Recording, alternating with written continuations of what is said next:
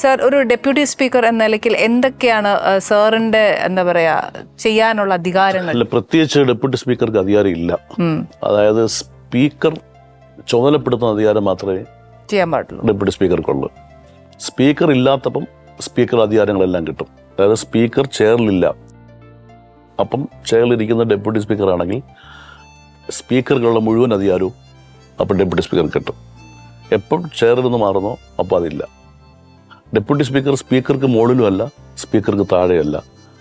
ഇത് രണ്ടിൻ്റെയും ഒരു സെപ്പറേറ്റ് ഭരണ സംവിധാനമാണ്. അയ്യോ, അത് അറിഞ്ഞൂടാൻ വയ്യാത്തതുകൊണ്ട് ചോദിക്കുന്നതാണ് സാർ. സാർ, അപ്പം സാറിൻ്റെ കോളേജ് ടൈംസിലൊക്കെയാണ് സാർ രാഷ്ട്രീയത്തിലേക്ക് വന്നതുമെല്ലാം.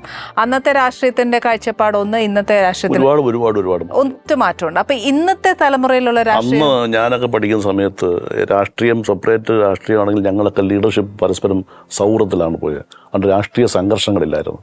പക്ഷെ ഇപ്പോൾ അതല്ല, ശത്രുത നിറഞ്ഞ രാഷ്ട്രീയ പ്രവർത്തനമാണ്.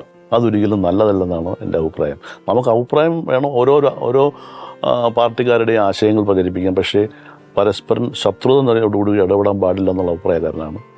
ഇപ്പൊ ശത്രുത ഉണ്ട്, രാഷ്ട്രീയത്തിലുണ്ട്, നമ്മൾ കാണുന്നില്ലേ സാർ? ഇതിനെല്ലാം ഇരയാവുന്ന ജനങ്ങളാണ്. അതേ ഞാൻ പറഞ്ഞു, ശത്രുത വേണ്ട. നമുക്ക് രാഷ്ട്രീയ പ്രവർത്തനം നടത്താൻ, ആശയം പ്രചരിപ്പിക്കാം, നമ്മുടെ ആശയം പ്രചരിപ്പിക്കാം.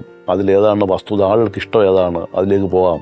പക്ഷേ അതിൽ ശത്രുതാ മനോഭാവത്തോടെ ഇടപെടേണ്ട കാര്യമില്ലെന്നാണ് എൻ്റെ വ്യക്തിപരമായ അഭിപ്രായം. സാർ, ശരിക്കും ഇപ്പോഴത്തെ ജനറേഷനിലുള്ള പൊളിറ്റിക്സ് പിള്ളേരുണ്ടല്ലോ, ഇഷ്ടം പോലെ യൂത്ത് ഉണ്ട്, അവരോടൊക്കെ സാർ എന്താണ് അഡ്വൈസ് കൊടുക്കാനുള്ളത്? അവർ ശരിക്കും പറഞ്ഞാൽ രാഷ്ട്രീയം വേണം എല്ലാവർക്കും. കാര്യം രാഷ്ട്രീയം വേണമെന്ന് പറഞ്ഞാൽ നമുക്ക് നമ്മുടെ രാഷ്ട്രത്തെ നയിക്കുന്ന ഒരു തലമുറയാണല്ലോ വളർന്നു വരുന്നത്. പക്ഷേ ജനങ്ങളോട് അവർക്ക് താല്പര്യം പ്രത്യേകം വേണം, സമൂഹത്തോട് പ്രതിബദ്ധത വേണം.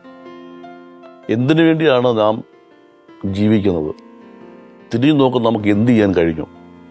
അപ്പോൾ അങ്ങനെ വരണമെങ്കിൽ എന്ത് വേണം? നല്ല തിരിച്ചറിവും നല്ല ബോധവും ഉണ്ടായി സമൂഹത്തോട് കടപ്പാടും കടമയുള്ളവരായി മാറണം യുവതലമുറ. പലപ്പോഴും അതില്ലാത്തതിൻ്റെ ഒരുപാട് പ്രശ്നം നമുക്ക് നേരിടുന്നുണ്ട്. അപ്പോൾ അവിടെ ആ നിലയിലേക്ക് നമ്മുടെ യുവതലമുറ മാറി വരണം. അതില്ലാത്ത സമയമുണ്ട് സാർ. അപ്പോൾ ഒന്നിനും ഞങ്ങൾക്ക് ഒരു ഉറപ്പ് തരുന്നില്ല സാർ. എല്ലാം ഞാൻ പറഞ്ഞത് അത് വേണമെന്നാണ് പറഞ്ഞത്. പുതുതലമുറ, നമ്മുടെ തലമുറയ്ക്ക് ജനങ്ങളോട് കമ്മിറ്റ്മെന്റ് ഉണ്ടാവണം. അവരെന്താണ്, ജനങ്ങളോട് പ്രതിബദ്ധതയുള്ളവരായി മാറണം. താൻ എന്തിനു വേണ്ടിയാണ് ജീവിക്കുന്നത്, സമൂഹത്തോട് തനിക്ക് എന്ത് സംഭാവന ചെയ്യാൻ പറ്റും, താൻ തൻ്റെ കാര്യം മാത്രം നോക്കിയാൽ പോരാ. അപ്പോൾ അതുകൊണ്ട് സമൂഹത്തോട് പ്രതിബദ്ധതയും കടമയും കടപ്പാടുമുള്ള ഒരു തലമുറയായി യുവതലമുറ മാറണം. സാർ അഡ്വൈസ് കൊടുക്കാറുണ്ടോ? തീർച്ചയായിട്ടും. ഞാൻ എവിടെ പോയാലും അതാണ് ആദ്യം പറയുന്ന അഡ്വൈസ്. അതായത് നമുക്കെല്ലാം അറിയുന്നവരാണെന്ന ബോധമാണ് എല്ലാവർക്കും ഉള്ളത്, പക്ഷേ തിരിച്ചറിവില്ല. തിരിച്ചറിവുണ്ടെങ്കിൽ മാത്രമേ നമുക്ക് മുന്നോട്ട് പോകാൻ പറ്റൂ. അപ്പം അതിനെന്താണ്, ഒരു മനുഷ്യൻ നല്ല ജ്ഞാനമുള്ളവരായി മാറണം. അപ്പം അവന് അറിവുണ്ടാവണം, അതോടൊപ്പം തിരിച്ചറിവും വരണം. തിരിച്ചറിവില്ലെങ്കിൽ ഈ അറിവ് കൊണ്ട് യാതൊരു പ്രയോജനവും ഇല്ലാതെ വരണം. അതിന് വേണ്ടത് എന്താണെന്ന് വെച്ചാൽ, ഒന്ന്, ഒരു നല്ല മനുഷ്യനാകാൻ പറ്റണം. എങ്ങനെയാണ് നല്ല മനുഷ്യനാകുക? നല്ല വാക്ക് പറയണം, നല്ല പ്രവൃത്തി ചെയ്യണം, നല്ല ചിന്തയുള്ളവരായിരിക്കണം, നല്ല സ്വഭാവമുള്ളവരായിരിക്കണം, നല്ല ഹൃദയമുള്ളവരായിരിക്കണം.